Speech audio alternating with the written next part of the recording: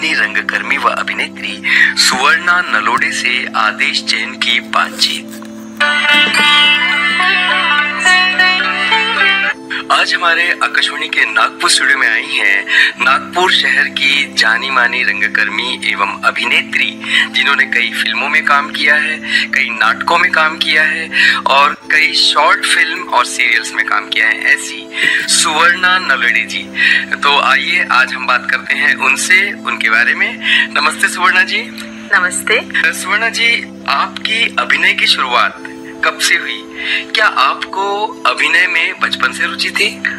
बचपन से तो रुचि नहीं थी, बट एक बार मैंने टीवी पे एक अवार्ड फंक्शन देखा था जिसमें दादा साहब फाल्के अवार्ड मिल रहा था और मुझे लग रहा था कि ये फील्ड ऐसे कि हम जिंदगी में कोई भी किरदार करें तो अलग अलग, जैसे डॉक्टर बनना है, इंजीनियर बनना है, तो टीचर भी बनना है, तो एक फील्ड ऐसे कि जहाँ हम हर किरदार निभा सकते हैं। तो एक पैथर पंचली करके एक मूवी थी, उसके लिए जो अवार्ड मिला था और मैंने देखा कि ये फील्ड ऐसी है कि हमें बहुत कुछ अपने अंदर की चीजें बाहर ला सकते हैं, दुनिया को बहुत कुछ बता सकते हैं कि हमारे अंदर कितना पोटेंशियल है। और स्कूल के ज़माने में मैं एक प्ले में मैंने पार्टिसिपेट किया था, तब से बोलते हैं ना कि चेहरे पे रंग लग जाए तो फिर वो छूटता नहीं। क्या बात है। तो बस यही समझ लीजिए कि उससे मेरी सफ़र शुरू हुआ मेरा, और फिर स्कूल के बाद कॉलेज के बाद फिर ये प्रवास चलते ही रहा मेरा। काफी अच्छी सोच और विचार के साथ आपने अभिनय के क्षेत्र में कदम रखा। सुवर्णा जी, पहली बार आपको सफलता कब मिली? पहली बार मुझे सफलता 2003 में मिली, जब मैं एक प्ले किया था मैंने, हसरत करके जी। और इलाहाबाद में जब कंपटीशन होती है, ड्रामा कंपटीशन जो होती है फेस्टिवल, उसमें मेरा पहला प्ले था और मुझे पहले प्ले में एक बेस्ट एक्ट्रेस अवार्ड का अवार्ड मिला था। क्या बात है। हाँ जी, वहाँ पे एक प्रोस्टिट्यूट लेडी के ऊपर वो किरदार मैंने निभाया था जी। और वहाँ से मुझे लगा कि मैं आगे कुछ कर सकती हूँ। धीरे धीरे सफर चलता गया। फिर एक 2005 में डीडी नेशनल पे कलाकार करके कंपटीशन आई थी जी। तो वहाँ पे भी 10,000 लोगों में से, नागपुर महाराष्ट्र के 10,000 लोगों में से टॉप 10 में मैं फर्स्ट थी। क्या बात है। फिर उसके बाद धीरे धीरे हम लोग सेमीफाइनल तक पहुँचे और फिर ये सफर आगे बढ़ता ही गया। फिर एक प्ले में अवार्ड, दूसरे प्ले में अवार्ड, फिर लगा कि नहीं अभी इसी तरह से आगे बढ़ते रहना। सुवर्णा जी, जैसे कि आपने हिंदी, मराठी, भोजपुरी ऐसी एक से अधिक भाषाओं में अभिनय किया है, तो आप इन भाषाओं में तालमेल कैसे बिठा लेती है? देखो, मराठी तो मेरी ओन लैंग्वेज है, मदर लैंग्वेज है जी। मैंने हिंदी में थिएटर ज्यादा किया हुआ है जी, तो दोनों लैंग्वेज में मुझे कोई प्रॉब्लम नहीं था। जब भोजपुरी किया तो थोड़ा प्रॉब्लम हुआ, लेकिन जिन्होंने हमारा प्ले किया था उनकी वाइफ आई थी हमें सिखाने के लिए जी। तो पहले तो हमें कुछ पता नहीं चलता था कौन सी लैंग्वेज में क्या बोलना है, सीधे सीधे डायलॉग बोल देते थे। और जब उन्होंने समझा के दिया कि इस डायलॉग का मीनिंग ये होता है, तो हम बहुत सहजता से कर पाए उसको। सुवर्णा जी, आपने रंगमंच में काम किया है, फिल्मों में काम किया है, सीरियल में किया है, तो क्या फर्क महसूस करती है आप नाटक में, रंगमंच और जो सीरियल फिल्म, इनमें क्या फर्क महसूस करती है? तीनों में थोड़ा थोड़ा फर्क है। जैसे हम नाटक में लाइव करते हैं, डायरेक्ट लोगों से हम कनेक्ट होते हैं, तो हमारी बॉडी लैंग्वेज थोड़ी ब्रॉड होती है, क्योंकि लास्ट जो ऑडियंस बैठा रहता है वहां तक हमारी वॉइस जाना चाहिए, हमारी बॉडी लैंग्वेज जाना चाहिए। लेकिन वही आपको कैमरे के सामने करना है तो टोटल नेचुरल एक्टिंग होती है और आपका वॉइस के ऊपर आपको कंट्रोल रखना पड़ता है, सारी चीजें। बट मेरा अनुभव है कि मैंने थिएटर में भी नेचुरल एक्टिंग की है और कैमरे के सामने भी मेरी नेचुरल एक्टिंग होती है, तो मुझे बहुत आसानी से तालमेल बैठने के लिए उसमें कोई दिक्कत नहीं जाती। जहाँ तक आपने जैसे नाटक में काम किया और महानाट्य में भी काम किया, तो इन दोनों में क्या फर्क है? नाटक में हम एक नेचुरल किरदार निभाते हैं तो नेचुरल एक्टिंग करते हैं, और महानाटक में थोड़ा अपना ब्रॉड एक्टिंग होती है, ज्यादा लाउड करना पड़ता है, अपनी बॉडी लैंग्वेज ज्यादा उठानी पड़ती है। जैसे कोई किरदार अपन करते हैं तो उसका मतलब बॉडी जो स्ट्रक्चर बहुत ज्यादा हाथ गारे करना पड़ता है उसके लिए, और वहाँ तो लिपसिंग होता है, तो उसमें तालमेल लिपसिंग के साथ रिकॉर्डेड रहता है। थिएटर में हम अपने डायलॉग्स खुद बोलते हैं ना, तो हमें पता है कहाँ पॉज लेना है, कहाँ बोलना है, कहाँ रुकना है, क्योंकि हम खुद बोलते हैं थिएटर में। लेकिन महानाटक में रिकॉर्डेड होता है, तो रिकॉर्डिंग के साथ तालमेल बिठाना बहुत कठिन होता है। लोग कहते हैं कि अरे महानाटक है तो बहुत इजी है। नहीं, ये तो लाइव थिएटर से भी कठिन है, क्योंकि उन शब्दों के पकड़ के साथ आपको अपने एक्सप्रेशन, आपकी बॉडी लैंग्वेज, इस सब का तालमेल बिठा के अपनी मूवमेंट तक लेना पड़ता है। एक भी वर्ड छूटना नहीं चाहिए, और वहाँ छोटी छोटी जगह ढूंढना पड़ता है कि कहाँ हमें जगह मिलती है एक्टिंग खेलने के लिए। और वॉइस किसी और का होता है, उसमें हमें अपनी एक्टिंग डालनी पड़ती है। तो ये बड़ा खूबसूरत मेलजोल है महानाटक का भी। सुवर्णा जी, ये तो बात हुई नाटकों की और महानाट्य की। जैसे कि जहाँ तक मुझे नॉलेज है, आप झाड़ी पट्टी के भी नाटक बहुत करती हैं। तो ये झाड़ी पट्टी के नाटक के बारे में हमारे श्रोताओं को बताइए। सर, झाड़ी पट्टी तो बहुत ही खूबसूरत प्लेटफॉर्म है।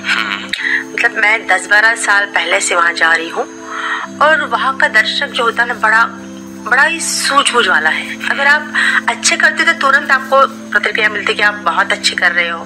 गलत करते तुरंत बोलेंगे आप गलत करते हो। और आज के डेट में हम देखें तो झाड़ी पट्टी एक में ऐसा प्लेटफॉर्म है नाटक का जो कमर्शियल प्लेटफॉर्म है। अच्छा। और उसी तरह से वहाँ का जो एक्टिंग का जो प्लेटफॉर्म है थोड़ा अलग है हमारे जो शहर में हम जिस तरह से एक्टिंग करते हैं। जैसे मैं समझती हूँ कि झाड़ी पट्टी एक साउथ की मूवी किस तरह से होती है ना, एकदम बोल्ड टाइप की, हर तरह कैरेक्टर एक तरह के कि हाव भाव जो साउथ के बोल्ड होते हैं या मेलोड्रामा होता है हाव भाव के साथ, उस तरह का पैटर्न होता है वहाँ पे। लेकिन बहुत सटीक होता है। रात को 11 बजे आपका प्ले शुरू होता है, सुबह 4 बजे तक एक आर्टिस्ट जग के प्ले करते हैं। और वहाँ का जो ऑडियंस है वो दूर दूर से 15 किलोमीटर, 20 किलोमीटर, 25 किलोमीटर दूर से आते हैं आपके प्ले देखने के लिए। छोटे बच्चों के लिए लेकर आते हैं, और रात के ठंड में बैठ के आपका पूरा प्ले देख के उसको एंजॉय करता है। तो झाड़ी पट्टी भी बहुत खूबसूरत प्लेटफॉर्म है नाटक के लिए। मैं तो कहती हूँ कि हर कलाकार ने हर प्लेटफॉर्म का अपना मजा लेना चाहिए। हम एक कलाकार बने हैं तो हमें जिंदगी में हर प्लेटफॉर्म में खेलना चाहिए। हर तरह का एक अनुभव होता है। आज तो झाड़ी पट्टी में बड़े बड़े स्टार भी आ रहे हैं। अच्छा। मुंबई के बड़े बड़े स्टार आके भी एक अनुभव लेते हैं। तो बहुत अच्छा प्लेटफॉर्म है। मैंने तो बहुत एंजॉय किया उस प्लेटफॉर्म पे। सुवर्णा जी, आपकी बातों से ऐसा लग रहा है कि रोजगार का एक अच्छा माध्यम है झाड़ी पट्टी के नाटक। हाँ, कलाकार पैसे कमाता है, बैक स्टेज वाला कमाता है, साउंड वाला, जिनके टेंट होते हैं जो डालते हैं ना वो स्टेज वगैरह, तो हर किसी को रोजगार मिलता है। वो 4-6 महीने पहले तो 6-6 महीने चलता था झाड़ी पट्टी का, बट अभी थोड़ा कम हो गया क्योंकि पहले कम ग्रुप्स थे वहाँ पे, आज ज्यादा हो गया। अब 100 से ऊपर ग्रुप से करने वाले एक साल ऐसे 1.5 से नाटक किए एक सीजन में। सुवर्णा जी, जैसे कि आपने सुप्रसिद्ध फिल्म स्टार स्वर्गीय निर्मल पांडे जी के साथ भी काम किया है, वर्कशॉप में काम किया है, तो उनके साथ काम करने का, एक बड़े स्टार के साथ काम करने का कैसा अनुभव रहा? निर्मल दा को तो मैं दादा कह के बोलती थी। आपने एक ऐसा सवाल मुझे पूछा कि मैं भावुक हो रही हूँ। दादा की मैं बहुत फेवरेट एक्ट्रेस थी। वो मुझे हमेशा अपने पास बिठाते थे कि जैसे मैं गई तो नहीं, एक आध वर्कशॉप में बोलेंगे दादा मेरा नहीं जमता तो नहीं, तू मुझे चाहिए असिस्ट के लिए, तू मुझे चाहिए, तू रहेगी तो ही सब कुछ होगा। और बड़ी खूबसूरती से सिखाते थे। एक्टर के अंदर की परख उन्हें थी कि कौन सा एक्टर किस तरह से काम कर सकता है। तब मुझे इतना पता नहीं था कि मैं इतनी अच्छी एक्ट्रेस हूँ। आज भी मैं समझती हूँ कि मैं सिर्फ सीख रही हूँ, लेकिन वो हमेशा मुझे कहते थे कि सुवर्णा तो बहुत दूर तक जाएगी, एक अच्छी एक्ट्रेस बनेगी।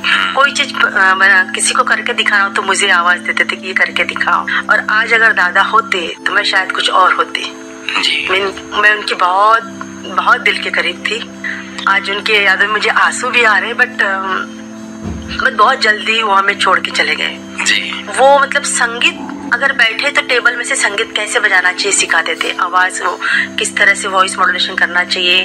वो पूरी तरह से एक एक्टिंग का बोलते ना चलता फिरता दुकान जो रहते ना, वो पूरा उनमें बसा हुआ था। मतलब किस तरह से देखना चाहिए, थॉट्स कैसे होना चाहिए, आंखों में डेप्थ कैसी होनी चाहिए, आपको संगीत से एक्टिंग कैसे निकालना चाहिए, हर चीज उन्हें बड़ी बारीकी से हमें सिखाते थे। तो दादा से हमें इतना कुछ सीखने मिला। मैं तो उनकी बहुत ऋणी हूँ। मतलब उनके जैसे गुरु मुझे मिले हैं जिंदगी में। सुवर्णा जी, अभिनय के क्षेत्र में आपका कोई ऐसा अनुभव जो हमारे श्रोताओं को आप बताना चाहेंगे? 1-2 बार मुझे ऐसे हुए कि मेरा एक बार जैसे प्ले चल रहा था रामायण का, और मैं चलते चलते मेरा ड्रेस खिले में लटक गया और महानाटक में क्या होता है, क्लिपिंग के साथ चलना पड़ता है। जी। तो मैं आगे गई और पीछे आ गई, मुझे लगा कि अब मेरा छूट जाता है, बट क्या बोलते हैं, तुरंत मेरा ड्रेस वहां से निकल गया और मैं आगे चल के ऐसा लगा किसी को रिवर्स फॉरवर्ड करके मैं आगे हो गई। किसी को समझ में नहीं आया। मतलब क्या होता है कि हमें थिएटर करते वक्त अपने को वहाँ की सूझबूझ भी ध्यान में रखना चाहिए कि अगर ऐसा कोई कोइंसिडेंस हो जाता है तो क्या करना चाहिए, पता चाहिए।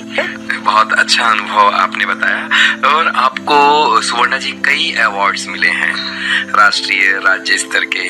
तो मैं चाहूंगा कि अवार्ड से संबंधित कुछ हमारे श्रोताओं को बताना चाहे तो।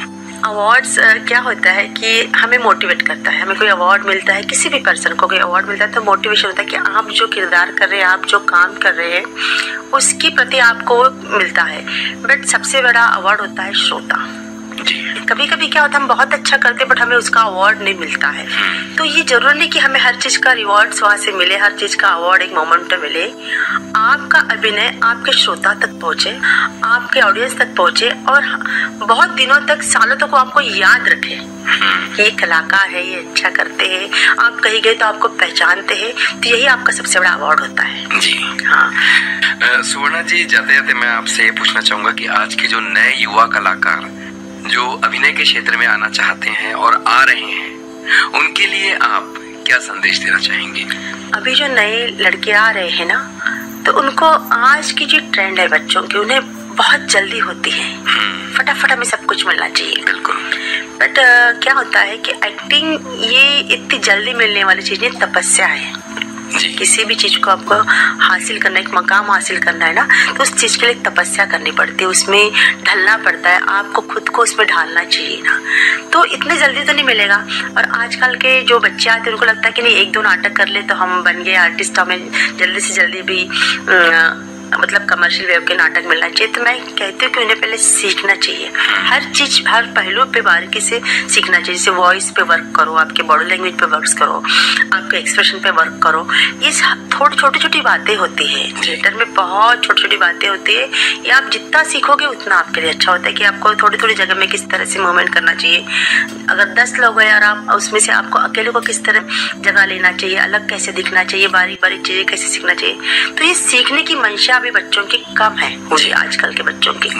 तो मैं ये कहूँगी कि आप पहले सीखिए, एक 5 साल 10 साल सीखिए, अपने आप को ग्रोन अप कीजिए, उसमें ढाल दीजिए। और फिर एक बार जब आप एक अच्छे अभिनेत्री अभिनेता बन जाते हैं, थिएटर की बारी बारी चीजें सीख लेते हैं, अभिनय की बारी बारी क्या सीख लेते हैं, तो फिर आपको कोई पकड़ने वाला नहीं, मतलब आपकी कोई तोड़ नहीं होती दुनिया में। आप जहाँ जाओगे अपना मतलब नाम मकाम हासिल कर सकते, मतलब आपके नाम का एक वजन रहेगा कि नहीं, एक बहुत अच्छा उम्दा कलाकार है। जिंदगी हमेशा सीखने के लिए होती है, जितना सीखेंगे उतना कम है ना। बिल्कुल, बहुत खूबसूरत बात कही आपने। सुवर्णा जी, आज आप हमारे आकाशवाणी के नागपुर स्टूडियो में आई और आपने हमारे श्रोताओं के लिए अपने बारे में और अभिनय के बारे में बहुत ही अच्छी अच्छी बातें की।